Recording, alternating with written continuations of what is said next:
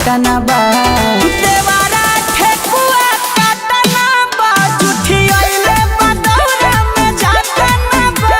सजल घाट पूरा पटना बा, छठी घाटे कोइले एगो घटना बा। देवारा ठेकुआ काटना बा, जुठी आइले बदौरा में जातना बा।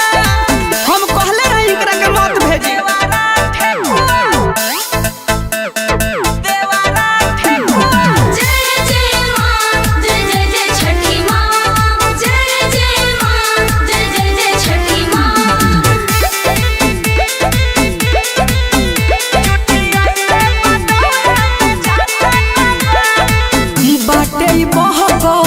बाड़ा नु सहकल तू ही रह चढ़ैले, पूजा में ऐसे कइला जाला नहीं रह बतैले।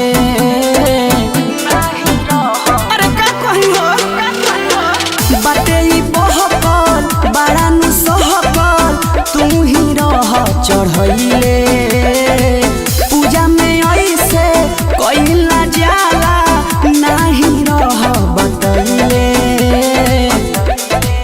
सब देख के खराब मूड आतना बा, सब देख के खराब मूड आतना बा।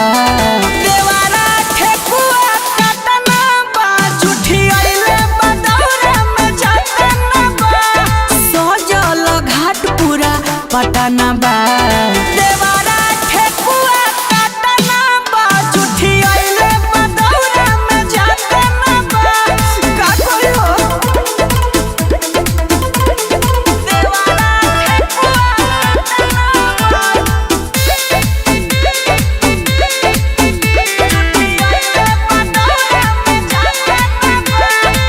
बाटे न बुझ सूझ नइखे ये माई, हो गइल भारी गलतिया।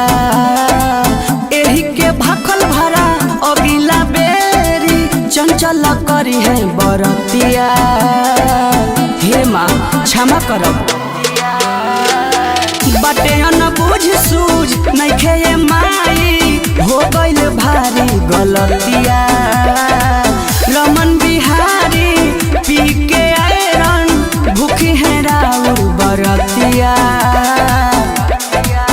माफ करम छठी माई प्रार्थना बा, माफ करम छठी माई प्रार्थना बा। देवारा ठेकुआ काटना बा, जुठी आइले बदौरा में जातना बा।